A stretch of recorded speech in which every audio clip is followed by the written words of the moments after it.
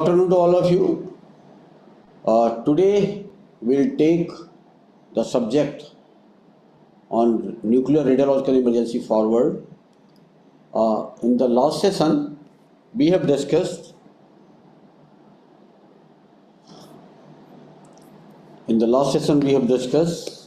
basics of radiation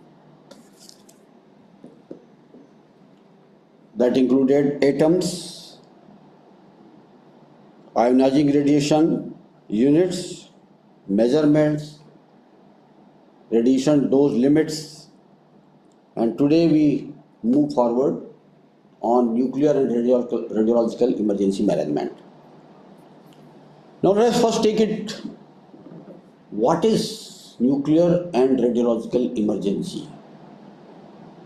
In a simple word, whenever in an area the background radiation increases, it increases beyond the normal values or increases beyond the regulatory limits, that is an indication of radiological emergency. Any radiation incident, one definition is any radiation incident resulting in or being a potential to result in exposure to and or contamination, radiation exposure and contamination of the workers or the public in excess of the respective permissible limits can be termed as nuclear and radiological emergency. Another way of expressing the same thing is a situation, an abnormal situation or event involving radioactive material that necessitates prompt action primarily to negate the impact of a hazard or adverse consequences on human health, safety, quality of property or the environment. In a simple word, whenever there is a increase in radiation or background radiation in an area or a potential hazard, that is called nuclear radiological emergency. Now let us say if such a situation exists, we will see after a few slides what are the situations. But if such a situation exists, what are the goals of emergency preparedness? These are IAEA recommendations to ensure that an adequate capability is in place at the operating organizations and at local, regional or national levels, and where appropriate at the international level for an effective response in a nuclear or radiological emergency. This relates to an integrated set of infrastructural elements: authority and responsibilities, organization and staffing. Staffing means trained staffing. Plans and procedures. This includes SOPs, tools, equipment and facilities, training, drills. This is like field exercises or mock exercises, and a set control and command system, management system. These are the goals of preparedness. That means one has to be prepared always addressing these issues.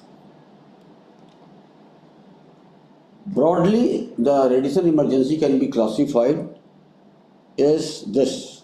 Under the nuclear emergency categories, accidents at nuclear power plants,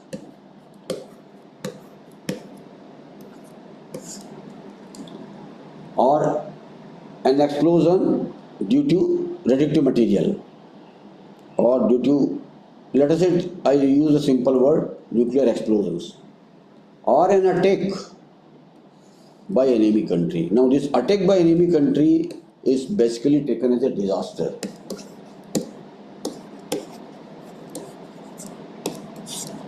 We will be discussing on emergency aspects. Why emergency? Because this is within the coping capacity of the community, coping capacity of the organization, coping capacity of the authorities. All right. Disaster because of nuclear attack by an enemy country comes under a different category, and we will not cover this in today's session. If need comes, we'll have a separate session on this. And then radiological emergencies can be caused because of the accidents at industrial facilities using radioactive material. Yes, in the earlier session we have discussed, lot of radioisotopes are used in medical science, in therapies, in diagnostics. They are used in industries for irradiation and so on and so on. So, if there is an accidental condition or some condition which can lead to an uncontrolled radiation related accident, radioactive material involved in that accident comes under radiological emergency. A lot of radioactive materials are transported, almost 200,000 radioactive materials are transported here. In the earlier session we said they are transported in packages. But if it leads to a sort of accident which leads to, like, in rarest of rare case, that can lead to radioactivity release. That is called transport accident. Crash of a nuclear powered satellite. A lot of satellites have got radioactive materials in that as a part of operation and as a part of source supply, power supply, and accidents involving sources brought illegally into the country. Now, this is another aspect, because radiation emergencies also have a sort of involvement of terrorism, where the material can be misused as a part of terrorist activity, malicious activity. And that comes under the malevolent act, which is a big botheration. This type of courses, this type of training or field exercises, they are a big help in managing a situation where malicious acts, malevolent acts are involving radioactive material, radioisotopes. Now, briefly I will tell what are the malevolent acts possible. One is using a radioactive material. In the previous session we have discussed, we have given examples of cobalt-60, the most popular, mixed with conventional explosives and leading and blasting it in a public area.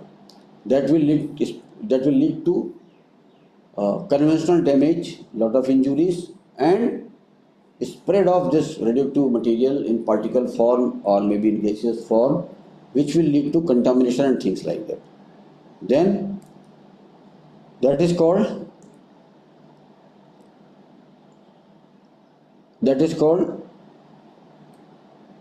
RDD, radiological dispersal device. In common terms, this is also called retimum. This has been mentioned in earlier sessions also by other speakers, and is basically designed to spread contamination. And we all know these things cannot be sensed by human organs in general, so they need electronic gadget, separate gadget, which can only tell whether radioactive materials is involved in this explosion or not. As we know, the emergency can be like a graded. In a normal situation, everything is fine, things are operating, things are taking place, there is no malevolent act anywhere. Once the incident starts, it is in three categories, based on its safety significance, based on its hazard. The one which can be managed within the district by the district authorities or local authorities, L1, something which requires involvement of state, L2, something which is a bigger case which involves L3. But let me tell you that radiological incidents or nuclear incidents are also observed, they are also observed by IAEA. In the earlier session we said IAEA is International Atomic Energy Agency. Actually whole world is watching in case of this type of incident, so that It is very important that we keep all the safety and regulatory aspects in mind all the time. Because this type of incidents, they may not cause big economic damage or life threatening, but they also become a source of, I would say, embarrassment for the country, because other countries they are watching and they quote it that we are not very careful. Now, in case of radiological incident or nuclear incident, there are two basic aspects. One is called radiation exposure, the other one is contamination. Radiation exposure can be external or internal. External contamination means, external exposure means there is radioactive material and a person or a public is exposed to it from a distance or from a close range, whatever. Then there is internal hazard. Now, internal hazards require a totally different type of management. This is when the body is contaminated either internally or externally. That means if the contamination or the radioactive contamination enters or touches the body or enters in the system by inhalation or ingestion, that is a different type of exposure that becomes internal exposure, and it is a altogether different type of radiation emergency management requires. This and internal. These are all two different things. Further we will discuss about it. Now, contamination, as I have said, if the radioactive material in very powder form or very finely divided small particle form or in gaseous form, they are released. They are not visible, one cannot sense. So that is called radioactive contamination. And earlier also we have discussed, I will just say, contamination may be defined as the undesired presence of radioactive material in amounts that may be harmful for health and safety of personnel. It can be defined in many ways, but just to say that radioactive contamination is like we see invisible dust, but that it contains radioactive material. Okay, and in a public place where this type of incident takes place, a lot of it can be simply cleaned by removal of cloths, taking bath, and giving a wash time depending upon type of situation, 30 seconds to 3 minutes. Change of cloth, taking shower, and just rechecking by the contamination monitor instruments. That is good enough, but there could be cases where we require more intense cleaning, more monitoring, and if there is an internal contamination, it requires medical intervention. In case of any situation, wherever the incident takes place, wherever we suspect that the incident, explosion or release or leakage may contain radioactive material, all the people in that area should be detained. These are the two basic steps taken. Detain all the person, identify all those who may, these are the first steps, all those who may have been exposed to a possible release of radioactive materials. Then identify those involved with the incident or potentially contaminated. See, contaminated or not contaminated cannot be immediately known because this requires instrument checking. But if you see people in that area, it is always good to keep those people in a demarcated area for checking whether they are free from contamination. If they are contaminated, they have to be decontaminated before they are released. Except those requiring, the very important thing one should note in emergency management involving radioactive material, that whenever there is an incident involving radioactive material, let us say explosives, but in case of any emergency, in case somebody requires urgent medical intervention, these things are kept aside. That means you don't check for contamination, don't decontaminate the person. The thing which is recommended is rush the person to the hospital, rush the person to a doctor immediately for medical intervention. Life saving is more important than decontamination and radiation retribution. So keep this thing in your mind. This is like a policy. This is like an important policy. If there is a life-threatening situation, don't do any formalities of medical radiation checking or decontamination. Rush the person to the hospital or whatever doctor medical facilities are there. All right. Then all individuals should be monitored, decontaminated if necessary, and cleared after further medical treatment and release. The names of the persons in that area, their details. Nowadays, it has become very easy to keep the mobile number. Now, very common we ask what is the Aadhaar number, like UID. These things are recorded, and best keep everybody in areas which does not allow mixing or touching each other. Strictly no eating, no drinking, and of course no smoking in that area till things are certified to be clean, out of no presence of contamination, no presence of radiation. It is important to remember that only essential activities are carried out.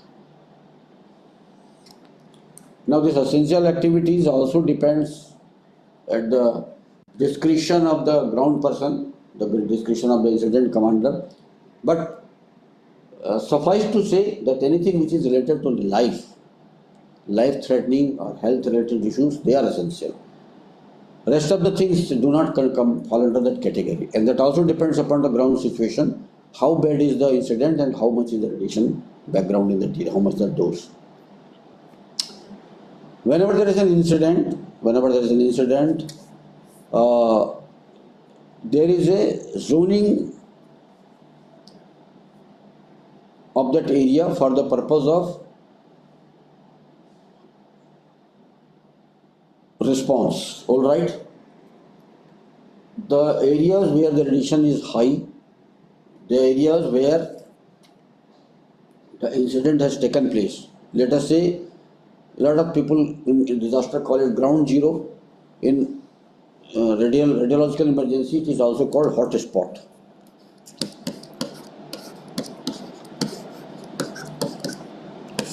It does not have a very clear definition of hot spot, but wherever the radiation level is high or more than the background, they are hot spot. Okay, that these areas are marked. So, if there is an incident, let us say this is the incident area. This area becomes hot spot. Safety perimeter is there, and then depending upon if there is a measurement possible, radiation measurement possible, then the criteria for zoning, the criteria for inner cordoning area depends upon the radiation values. Alternatively, it depends upon the type of incident, and without radiation monitoring instrument or radiation measuring instrument, one can go by simple distance, and the distance table is given further. But there is an area where from there the affected persons are taken, checked for contamination, then decontaminate. There is a triage area. This triage area takes care of both medical triage and radiological triage. Those who are still contaminated or those who still need some further checking, they are kept aside. Those who require medical intervention, they are again after triaging, they are sent for hospital. They are sent to hospital. There is a medical response base in that area, depends upon again size of the incident. Then these are the conceptual given, but in a city area or in an area where crowded areas there, these are not very straightforward. That depends upon the local geography, the buildings area, the markets in that area. But broadly, this is how it is done. The basic thing that remains is, once the incident has taken place, try to minimize the radiation exposure of the people around. First thing is, try to identify the people, check for contamination, try to move them away from that area. These are all very simple common sense items, but they are very, very important. Okay. So, depending upon the incident in a public domain, if a major accident happens, the initial boundary is taken as 250 meters. This is by judgment and not by exact site measurement. And in a major accident involving radioactive material, I would say very major accident, which is also having airborne radiation. Depending upon the wind, because the airborne radiation travels along with the wind, keep almost a corridor of about 2 kilometers away, as far as possible clean. But this may not be required, and we do not have that type of situation in India in all these years. After the incident has taken place, and once the management or the local authorities have got the information, regain control of the situation, prevent or mitigating the consequences. We have discussed this in the earlier session. The effect or the harmful effect because of radiation is, if somebody receives high radiation in short time, okay, this leads to deterministic effects. Immediately symptomatic, symptomatic visuals will be there. And yesterday we said after 5 millisieverts, some ideas will start coming, some symptomatic effects will be coming. After 1 sievert, it becomes slightly more visible, more serious. And that means prevent the deterministic effects means keep the people away from that place, affected area or suspected area as far as possible, so that the immediate exposure to radiation is further stopped or minimized. And then take care of the stochastic effect. Stochastic effect is because radiation received may be smaller value in long time. Okay, yesterday we gave the example, cancer comes under this category. Then prevent non-radiological effect. Non-radiological effect means if there is a blast or conventional injury, they should be prevented. Okay. Protect environment and property. As we know, life, property, environment, this is how the safety is addressed, and this is how the emergencies are addressed. Then resume normal social and economic activity. These are the goals in case of radiological emergency management. So first thing, deterministic effect should be prevented. That means keep the person away, no radiation exposure further. Then minimize. These are the two basics. Okay, these are the two basics. Prevent deterministic effect and minimize stochastic effects. These are the countermeasures. Sheltering.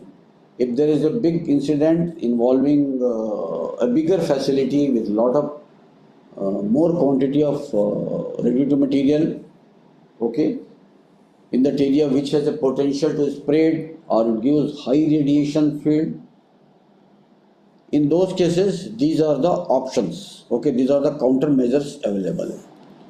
Sheltering, distribution and taking of prophylaxis. Prophylaxis are like they are like medicines which are given to persons in particular type of radiation exposure to protect its effect, its harmful effect. So most common is iodine tablets, because in some serious nuclear related issues, accident, iodine is released, and this is done. These prophylaxis are given in advance. If it is given in advance, then the harmful effect does not enter and settle in the body, because if the body is already saturated with prophylaxis iodine tablets. Then respiratory protection, body protection, evacuation. Evacuation is a big factor in case of any incident where it is not safe to keep people, and there is a larger population, maybe in hundreds and thousands, and for a populous country like ours, it could be tens of thousands. Evacuation planning requires a pre-planning, and at least the local administration should know how to evacuate, where to shelter, and then rescue and relief. Then personal decontamination.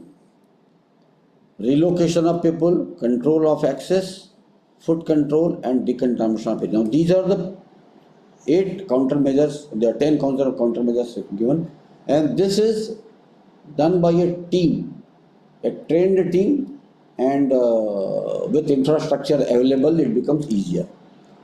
So, sheltering, radioprotective prophylaxis, respiratory protection, body protection, evacuation. Evacuation requires a big, I would say not big or small, but it requires, depending upon the population, to be evacuated.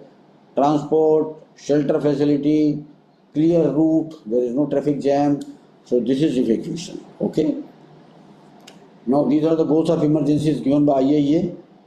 Again, to regain control of the situation. Regain control of the situation is a big word. That means if there is a situation that needs where radioactive material is involved in case of an accident or in malevolent act, the situation has to be first controlled. That means the confusion and unclarity should be removed and people should understand if something has happened and then listen to the responders. Then save life to avoid or minimize severe deterministic effect that we just said. Give the first aid, medical first aid or radiation first aid. Reduce the stochastic effect. Now these are the points which we have already discussed and they have to be followed. They are aligned, they are written, listed in IAS documents. Mitigation and recovery, we have already discussed the part of emergencies, how it can happen. Now mitigation and recovery means the civil authority, the local authority should be geared or should make arrangement if it is a big scale cleaning. Because if there is a contamination, it may require. Now there was an incident in Delhi once upon a time, and after the area was handed over for disaster management or for the nuclear radiological emergency, a few trucks were required for evacuation, for cleaning up that area. That requires lot of muck, lot of civil debris, things like that. So it becomes, though it may not be very highly radioactive, but before cleaning that area, this type of cleaning is required. So this cannot be done by the team of people who are trained for radiological emergency management. It requires a big, like a quick contract work. So local authorities should keep in their mind. Then upon request from civil authority, DAE will arrange. DAE is the nodal agency for management of nuclear and radiological emergencies. But let me be very, very clear. They are there only as a technical consultant.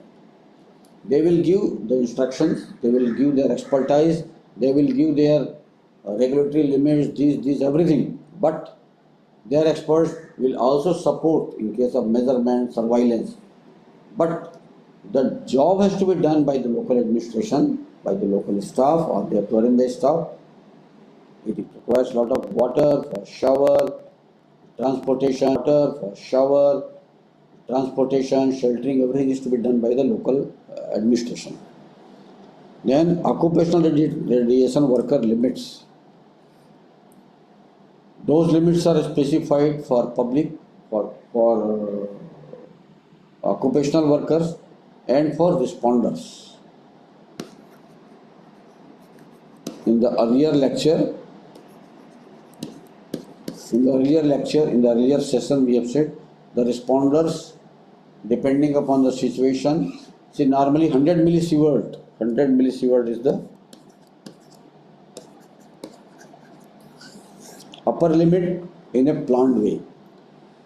If there is an emergency, it can be raised to 500 millisieverts maximum, but this is an extreme case.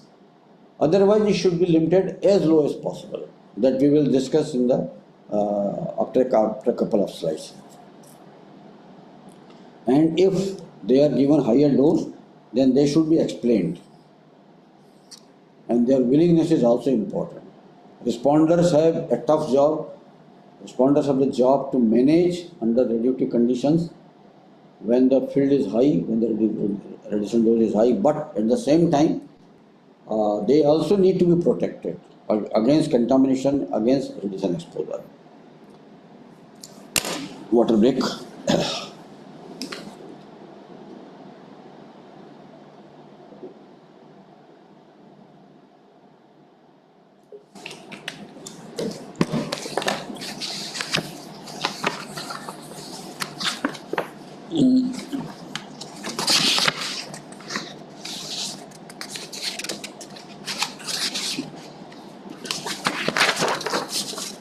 क्या number इसका PPT number बता सकते हो?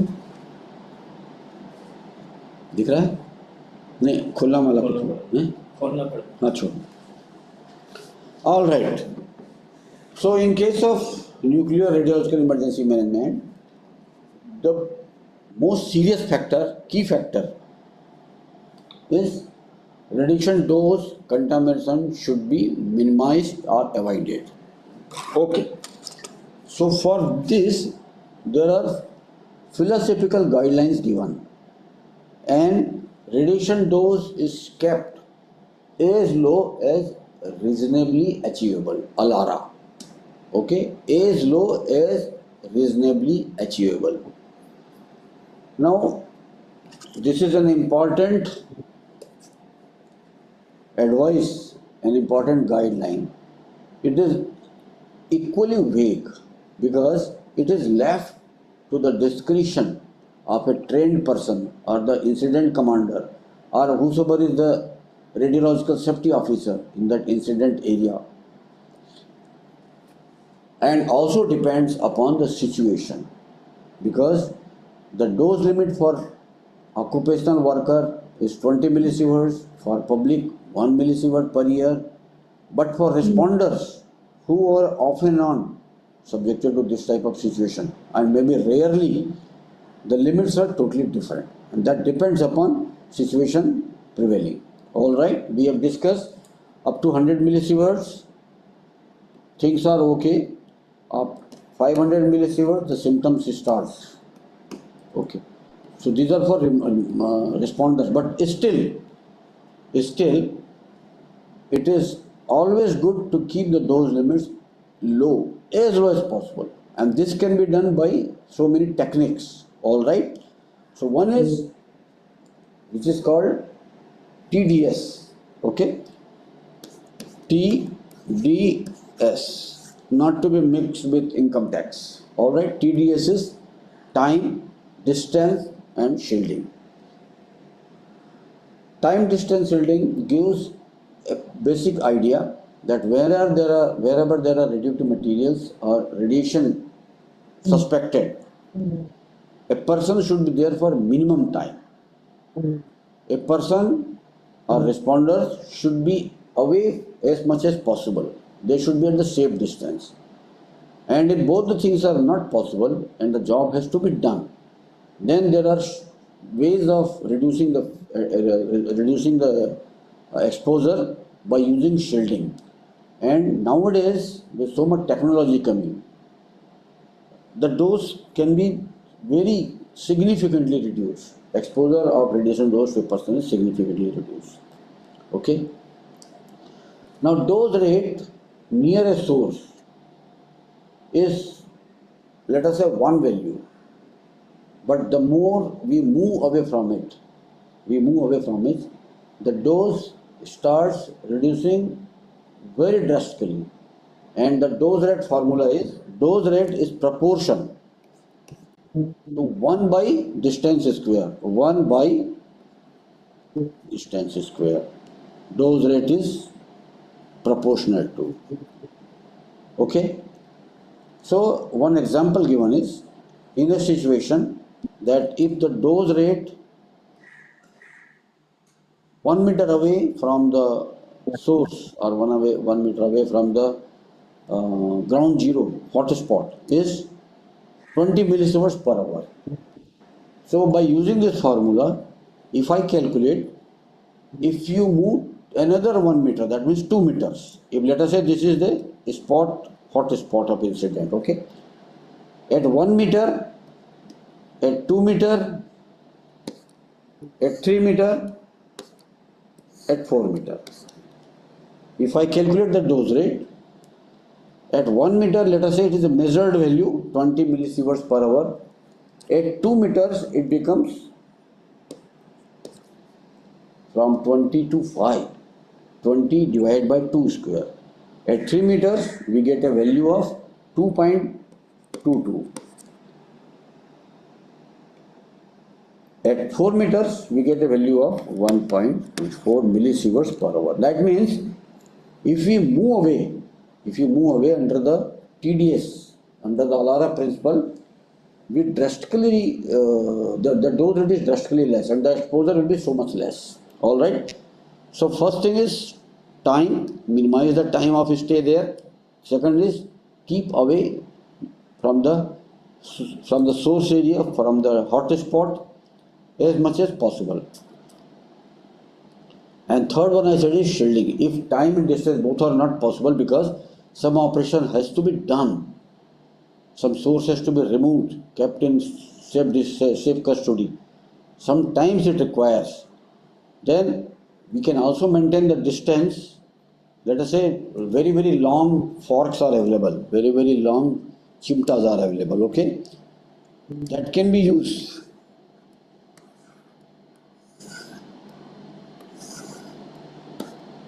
That can be used for handling of regular material source. And this could be long and this could be like innovative gadget depending upon the situation. Just to hold it, pick it up and keep it in a safe place or shielded flask. So that is also a way to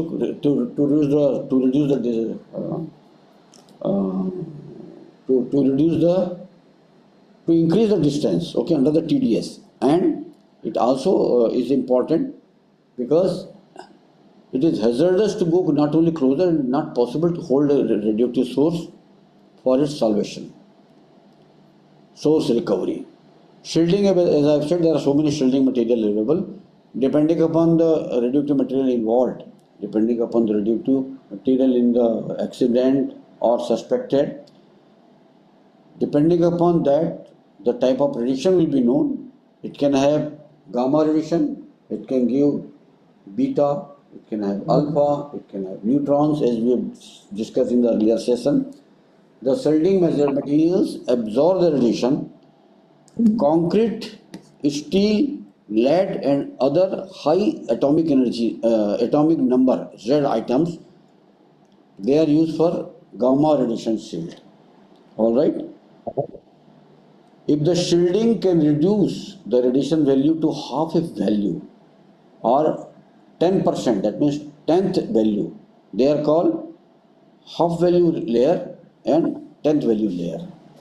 So for calculation of shielding in a planned manner, this is used. There are ways of calculating HV and they are readily available in the table 4. That if the radiation has to reduce by so much, see, in general, this is important because if the value can be brought to 10th value, that means 10%. So it is quite manageable and acceptable in most of the cases. But let us say for a situation where the source is very strong and the value, 10th value will become a very big shielding and difficult to handle. In that case, it can be made half and the time can be proportionally reduced. In case of neutron shielding, neutron can be shielded by heterogeneous material using, let us say, water, paraffin, polythene, cadmium and boron. These are the materials which are good for neutron shielding. And also depends upon the neutron energy. Beta, as we have discussed in the previous session, beta does not have big penetrating power. It does not even penetrate the skin. A very thin sheet of aluminum is sufficient to shield beta. And alpha, we have seen yesterday, it is 2n2p, 2 neutron, 2 proton. So it has a very strong damaging value, but absolutely no mobility. It cannot travel. It cannot go distance. So they cannot travel. There is no shielding required. See, one person is standing even half a meter, 1 meter away from the suspected area or first area is good enough. But the best thing is cap the source. That means cover the source. So shielding can be like this. Depending upon type of radiation, one can use concrete, lead, one can use paraffin, polythene, one can use aluminium depending upon the radiation, and one can use just to cover the alpha source. So this is how time distance shielding concept is used. So time is to minimize time for operation, distance is keep away. This can be done by even using tongs. Nowadays very long tongs are available, and nowadays with robotics and lot of remotization, this is very effective way of handling in so many situations and shielding. All right. The radiological emergency general formula is, in case of any spill, damage source, when there is no measurement available immediately, by distance, one can keep 30-meter safe distance. This is called inner corridor. In case of any radiological dispersion device, explosion or spent fuel or plutonium spill, 400 meters. And if it is a bigger explosion or fire including a weapon, because then it becomes airborne big way. Control is not very easily possible, and it will become very messy. Then in case it is 1 kilometer or 1000 meters. And if it is a big incident where we have seen earlier, it may be even 2 kilometers depending upon the wind direction. Okay. And once the measurement is done, then it is by those criteria. So in case of contamination, these are the criteria: contamination, dose and values. Okay. Then in case of gamma beta, it is 1000 becquerel per centimeter square. In fact, in case of alpha contamination, these are all the contamination values. Now this is the incident response system. In a bigger incident involving many people and many days and many agencies on hand holding mode, if it is to be done, in that case it is well organized, because now institutional responsibilities are there. There has to be chain of command. Everything is well defined. There is a responsible officer, there is an incident commander, and all the areas of rescue, relief, transportation, food, medical, everything is well defined. The areas are demarcated in that area, and this is coming under one special guideline issued by National Disaster Management Authority, that is called Incident Response System. This guideline is available online and DMA website, and there is going to be a dedicated session on IRS. It will be taken by one army veteran. Sooner you will be knowing the name and details. So I will not cover this, but this is a complete organizational setup in case of any disaster, in case of any nuclear radiological emergency decision, and same thing is applicable in case of nuclear radiological emergencies. But one thing known as slightly different is, we know CBRN emergencies, how they are different. So those things are known, and here the nodal department is Department of Atomic Energy for technical advice. Already this is a flow. First responders. If the first responders are there, now we have already seen the first responder can be, to begin with, police, but the trained, fully equipped people, responders on every disaster, including CBRNs and DRF.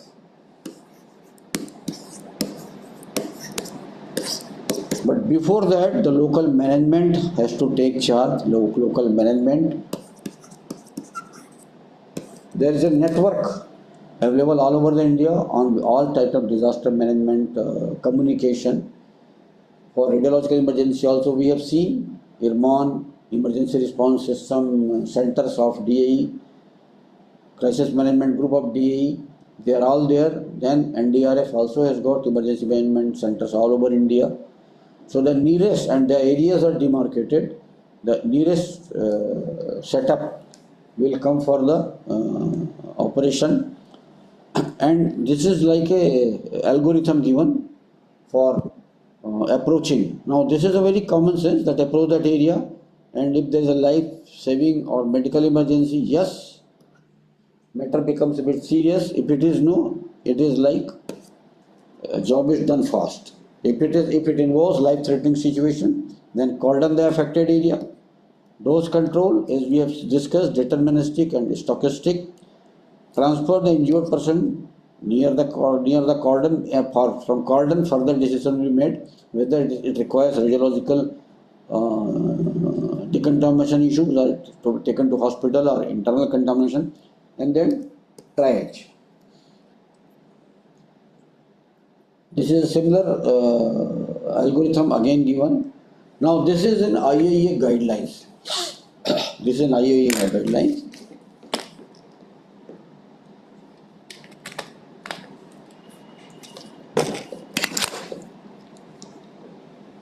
Alright, now these are the dose limits given under different type of conditions for the everybody, let us say for responders and the affected public.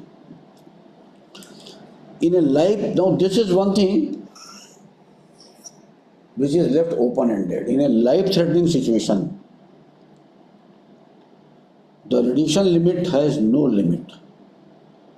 But potential life-saving action, let us say the limit is 500 millisievert that we have discussed, and similar values are given for action to prevent serious injury. The meaning is, I would like to tell the meaning is, the responders should be allowed or may be allowed to this radiation value if they have to go for a life-saving action. Alright. Other emergency 50. So these are the values which are given, guideline values. Okay. Then the inner cordoning, that means if the radiation values have not been measured, one has to go by judgment immediately without measurement. Then intact radioactive material package. If there is a package which is normally this is there for transportation or storage of packaging. So these are the values given.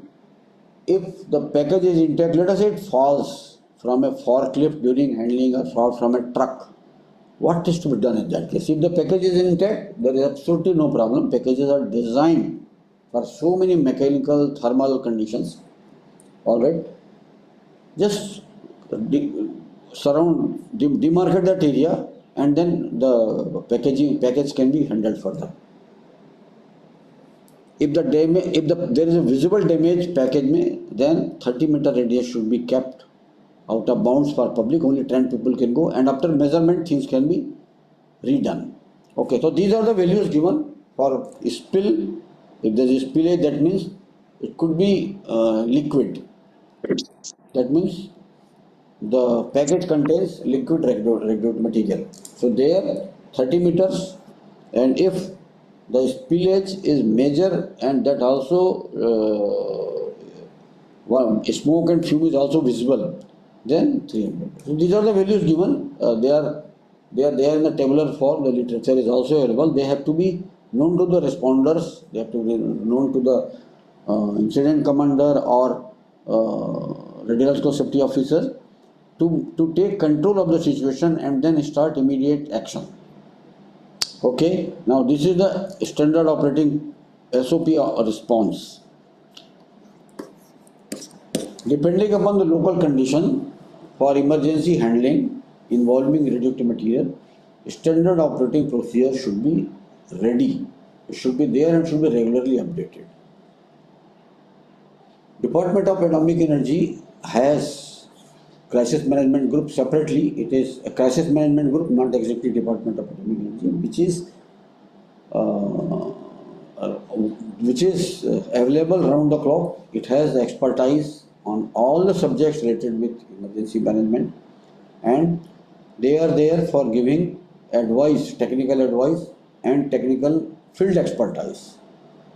But the labor portion, the volume of job handling has to be done by the local management. So this is crisis management group. BARC has got emergency response director, who is also a member of crisis management group.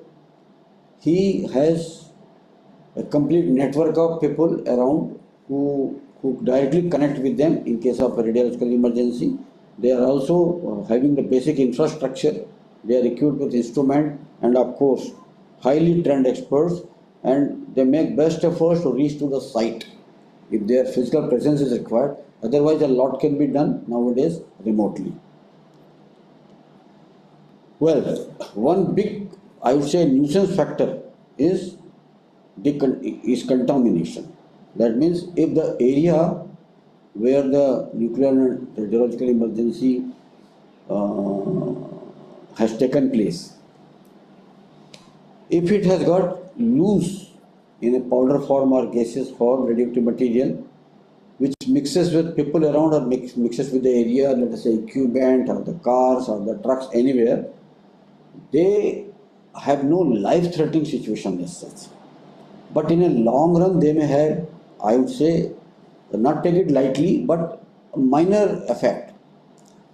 But there are international limits on contamination presence everywhere. Let us say in water, in milk, in eatables, in the areas, in public areas, hands, like that. And as we have discussed in the previous session, this has a big chance of spread. So contamination has to be first contained. The area or the persons who are contaminated should be first cleaned. They should be decontaminated before they go further and mix with other people or go to other area. So decontamination is an important aspect of management of radiological emergency. So decontamination is simply removal of contaminants. As I have said earlier, a lot of things can be done by simple changing and taking shower. Okay, but there could be situation that some of the persons very closer to the ground zero or very closer to the hot spot, they are contaminated, which does not go easily by water and bathing soap. So that requires a little more involvement of chemicals. Decontamination is one of the valuable means of controlling transferable contamination. If we do not decontaminate, the contamination moves further. There have been cases, just give an example that in some areas, if a worker gets contaminated, he does not take good care, he does not clean himself, he goes for lunch in the canteen, lot of people sit and everybody gets contaminated in the process. It spreads, it increases the volume of work. So this is more of a nuisance, more of a disruption, that you detect contamination and clean it. So best thing is immediately people should be very careful not to take it lightly, because one does not sense contamination without instrument. Then if the body has external contamination which does not go easily, or the body has got internal contamination, in that case medical decontamination is required, and for them there are chemicals available, there are recommendation antidotes available. Now decontamination procedure is reorder of decontamination. All these are the things which are done. Now types, personal surface decontamination, all these factors are involved for deciding the procedure. That means removal of contaminants, order of decontamination, less contaminated area to highly contaminated. That means when you decontaminate an area, you start cleaning from the less contaminated, move towards more contaminated, and not the other way. Okay, so these are the steps which are to be followed. These are the antidotes, or let us say the chemical remover for removal of internal contamination. Plutonium, americium, Ca, DTPA, uranium, these are the various chemicals available. These are normally available in form of liquid solutions which are used. Okay. Important thing is tritium. Tritium contamination, internal contamination can be removed simply by taking a lot of water and diuretics. That means you pass liquid as in form of urine. The more water, because its half-life is important for this biological half-life. So take a lot of water, the person should be given a lot of water, and slowly it will go very, very fast. It goes actually. These are the various instruments, examples we have taken in the last session. In case of any emergency, these police vehicles are equipped, many police vehicles are equipped all over India, scattered all over India. They can go first and they are equipped with these instruments. This instrument gives you, the instrument in the vehicle gives immediately idea that radiation values are high. Then it can be, these instruments are like survey instruments, can be measured. Police is equipped with this. This is mounted on the inside the police vehicle, patrolling vehicles. All right, if there's a mass contamination, this is one photograph we use very often. This is basically during mock exercise, during field exercise. People have to take out their cloths there, deposit in the bins, take shower, step out, check for contamination using contamination instrument, and use separate cloth, apron, and the old cloth has to be cleaned separately, and the job is done. In case of massive contamination, if there are a lot of people, they are in tens and thousands, hundreds, this is how it is to be done. Shower. In so many places, the water is brought by fire people, and that water is used for this, and the water has to be checked before disposal, because if it is more contaminated, these things, everything coming in contaminated area contact, even including the water, has to be stored and separately disposed of, so that it does not mixes with the groundwater in the liquid water. These are the drums which are used. I think every one of you knows what is the symbol, radiation trefoil, for disposal of huge quantity of, let us say, loose items, debris. They are kept in the drum and then handed over to authorized people for contamination. These are the tags. Anything contaminated has to be given a tag with the contamination value and type of contamination and date. I have a small video for a survey of big areas using a drone. Now these things are done by using drone from a distance. The big areas, let us say big area has to be surveyed. Let us say 10 kilometers, 10 square kilometer area, 50 kilometer area has to be surveyed for presence of any radioactive material. These are very, very useful for big areas where some radioactive source is suspected.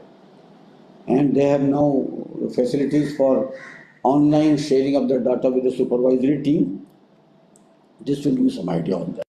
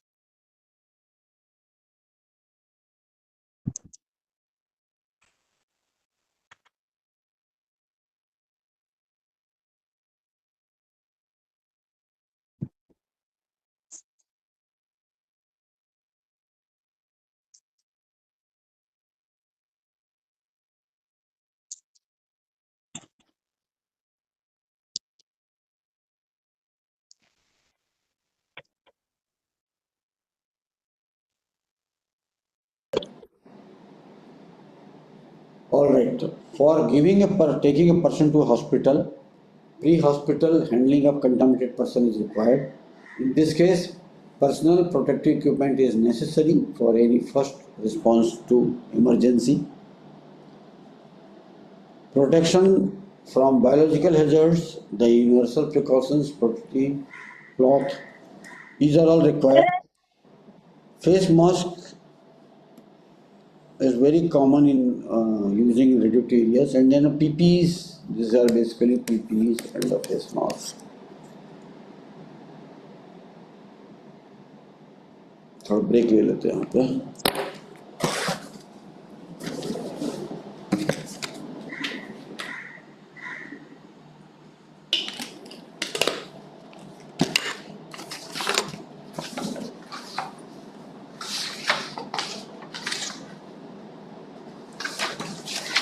एक घंटा तो हो गया।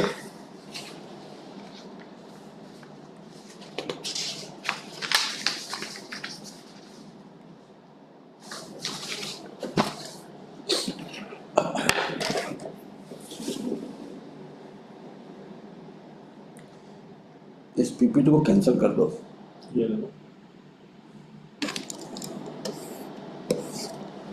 ठीक है,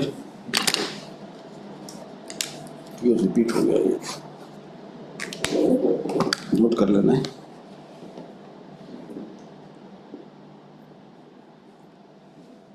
All right, for medical decontamination, that means if the person is infected with this type of radionuclides, for different type of radionuclides, for target organ, a specific line of treatment is available. So let us say if iodine is there, the target organ is thyroids, and the treatment is give them potassium iodide. That means these are called iodine tablets. Okay. Strontium attacks bones, cesium attacks muscles, tritium whole body, because it mixes with water and spreads all over the body. And here the thing is diuretics. That we take a lot of water, biological half-life is less, it comes out through urine. Phosphorus attacks bones, uranium attacks kidneys, plutonium and transuranics attacks bones and liver. Earth, rare earths, bone. Now for various radionuclides, and this is a very short, small list. The big list is available everywhere. They are available online, they are available in form of books also. All right, the type, the incident significance, how big is incident or how small is incident. There is a scale starting from 0 to 7. In this scale, all the incident depending upon the radiation level and the release of radioactive material or the potential release of radioactive material, this can be classified in form of scale. This is called International Nuclear and Radiological Event Scale. All right, International Nuclear and Radiological Event Scale. So, if the radiation level releases high in the public, the scale is high, and if it is less or zero release, there could be slightly unsafe conditions, but there are small non-compliance of safety, or let us say very small violations without release of radioactive material, but it has a potential. So this is how this is numbered. Most of the cases are within scale 3, scale 4. This we have already discussed in the earlier session. So every incident that takes place involving radioactive material, they are given a scale number from 0 to 7, and they are like listed. They come under the data. Okay. These are the operational intervention levels. They are called OILS in radiological emergencies based on ambient dose rate measurement from gamma emitting radionuclides. Major exposure conditions, OIL, and main actions required. So in case of external radiation from a point source, the operational intervention level is 100 microsieverts per hour. And what is the main action? Main action is isolate the area, recommend evacuation of cordoned area, control access and ingress. Isolate the area, recommend evacuation of the area, control access and ingress. So that means if there is a point source in exposure case and the value is crosses 100 microsievert per hour, then the intervention is required, and the intervention is isolate that area. That means cordon that area. Nobody should reach there, nobody should enter there. Only trained people go based on the planned operational requirement. Evacuate that area if there are people sitting in that area, and control access. Nobody should be allowed. The access control is very, very important. And then ingress. Like that, the values are given, the values given for external radiation from ground, external radiation from ground contamination, external radiation from air contamination. Values are given and the actions are given. All right. Similar guidance are given for emergency workers, and this already we have come earlier. Depending upon life saving, 100, 500, depending upon serious injuries, 500. This already come a sort of repetition in a different format. Under the IA table. Okay, it continues. It continues under different categories.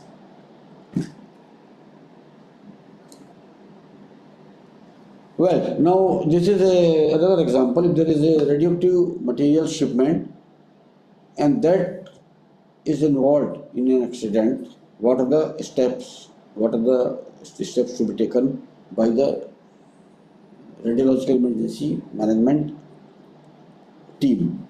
The incident commander. In the IRS, the word has come incident commander. Every incident will have incident commander, designated incident commander, who takes charge. The incident commander may rely upon the recommendations provided by the truck driver. So because it is a accident involving shipment, the truck driver or the transport person will give the details, because there are quite strict safety norms, regulatory requirements for transport. Packaging, I've already said that for every shipment there are tags available, which gives all the details of the radioactive material, the contact number, the consignee, the consignor, everything is given. And the truck driver is also familiar with what is to be done in case of emergency. And the SOP demands that the information should be available, and whatever happens, the truck driver is immediately inform the local people that what are the safety, primary safety requirements. Then, if the radiation measuring instrument is available, if it is available, then can be measured. Then the similar precautions can be taken. But only thing is, since the shipment is taking place all over India, more because a lot of radiopharmaceuticals are transported, they are crisscrossing the whole country, from airport to the roads, to laboratories, to the hospital. So its place of incident can be anywhere, anytime. The only good thing is the packaging is nicely done, and if the incident is like an accident, there is precaution to be taken, but not a worrisome situation. All right. If there is a liquid, now this is, let us say, a case where liquid radioactive waste is transported, and that meets with an accident. The spillage, if comes out of the package, which is, I would say, not ruled out, but least likely to happen. In that case, because it is liquid, the chances of its spread is there. So immediately in that case, shut off the ignition source. That means there should not be any mobile, automobile, or any source which can cause any fire. And then the series of recommendations are given like this: do not touch the material. Redirect pedestrian and vehicular traffic. That area should be cordoned. People should be kept away. That inner cordoning concept. Delay the cleanup till the authorities arrive. That means you need to have measurement, and you need to, one needs to understand what are the hazards involved with this radioactive material. And then precautions have to be taken for containing, cleaning, contamination checking, decontamination, and the mop-up operation. That means cleaning up the operation and cleaning that area. Crisis Management Group, Department of Epidemiology. Now we will see there are some agencies who have, everybody's roles and responsibilities are well defined under the institutional involvement of, under their institutional arrangement involvement. roles and responsibilities. In case of radiological emergency, DA is the nodal ministry, nodal department, nodal institute for giving all the technical expertise. They have the job of to coordinate with national and state level agencies and provide technical support in management of nuclear and radiological emergency in public domain. So DAE or CMG, they have already got responsibility of managing or giving technical expertise in case of accidents in its own facility, DAE's facility like nuclear power plant. So these are the steps they take: carry out preparation, planning and capacity development, identify and address shortcoming in off-site emergency plans. Alright, these are off-site emergency plans are used in nuclear power plants. That in case of emergency that spreads beyond the exclusion zone, they need to keep things always intact in a ready to do condition. So that is called their plan for any outside emergency, and CMG is supposed to be, CMG is responsible for its identifying the shortcoming so that the plans are updated and kept in order. Now these are the emergency response center spent, and this is increasing. Now right now it shows 28 locations. First thing is all the DE facilities are concurrently doing have the responsibility of emergency response center, and there are some more places which are bolted. Now the country is covered by all DIERCs, the radiological emergency centers, then NDRF emergency response center. All right. So these are all ERCs are connected through the mobile networking, and continuous monitoring is done. Then these are the NDRF team locations, NDRF battalion locations. They are also there. So basically, DAE and NDRF, then local police, police have got, let us say, basic instruments for detection and earlier measurement. NDRF is well trained, well equipped, and they are into always mock exercises and training. They have expertise in handling all CBRN situations. All right. And DA is there all over, their presence is there all over India for coming to anybody's help. And they also participate in radiological emergency exercises by sending their observers. DA's emergency response system contains, these are the facilities, nodal ministry, guidelines for possible events in public domain issued by CMG to all state government. Now these are the response system, emergency response system of DAE for radiological nuclear emergency. All right.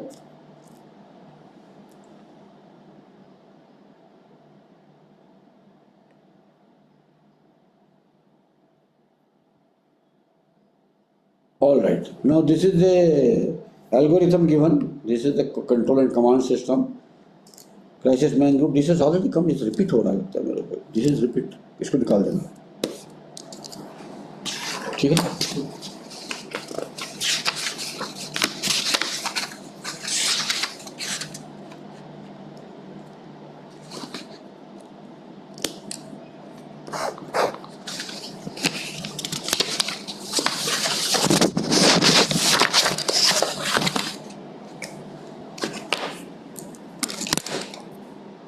All right, roles and responsibilities. District administration, that means the local administration, have got very, very important responsibility because they are present in that ground zero or the hot area. So once they have information or once they get the information, see, police people are equipped, so they should immediately mobilize for containing that area so that the spread of contamination is not there. People should be detained. Experts should be bigger experts should be called depending upon the situation, like NDRF, DAE, ERCs. So they have the responsibility, and then they are the people who start warning to the responsible agencies, identify and earmark the hospitals having capability. See, in case of any emergency, the hospital in that area has to be immediately identified, who should be able to receive, treat, equipped with whatever detectors and instrument for handling people, for handling contamination, for handling their contamination, contaminated dress. And they have an important job of nominating responsible officer. Then NDRF, we know they are there everywhere. They are trained for all type of disaster management. But they are the first responder. Once local administration sounds them, informs them, they have to rush to that area with their team for the type of instrument required. They have to carry with them and the trained people, because CBRN have got different type of situations. Chemical have got different, biological have got different. So the people who are trained for radiological, they are preferred for rushing to the area in case of this type of emergency. Establish various stations for exercise or for actual emergency management. The IRS gives the guidelines on setting up of various stations like trekking area, decontamination area. All areas are demarcated in that staging area. All these things are demarcated as per IRS. IRS system will cover these things. Police. Police should start surveillance of the area utilizing the MRDS instrument. That MRDS we have discussed earlier, mobile radiation detection system. Police people are equipped, their vehicles are equipped for detection and early monitoring of radiation in that area, and they nominate the officials further for participation in the disaster management. Department of Atomic Energy, they nominate emergency response center for the emergency management and do further like this. All right. Fire services have got a very pious role. They reach fast because they are always like sitting on wheel. But here they have indirect use because they sort of become a supplier for water anywhere. Because in radiological emergency, sometimes a huge quantity of water is required for giving shower to the people, for handling, for decontamination of the persons. Sometimes, depending upon situation, some tent may be required because some privacy may be required, for secured area may be required. So fire services people are there to supply whatever water is required for them if natural water is not available. So they have to place water tanker immediately. Okay, these are some standard forms to be given. They can be adopted or modified depending upon the local condition for reporting and for the recording of the data, for the recording of the details of an incident. They have to be filled, and these are helpful in keep data, also for keeping, also for investigation if it has a different type of dimensions. Well, right now our country is, I would say, very well equipped, very well trained staff there all over. Our response system is reasonably good. Anyway, everything can be improved.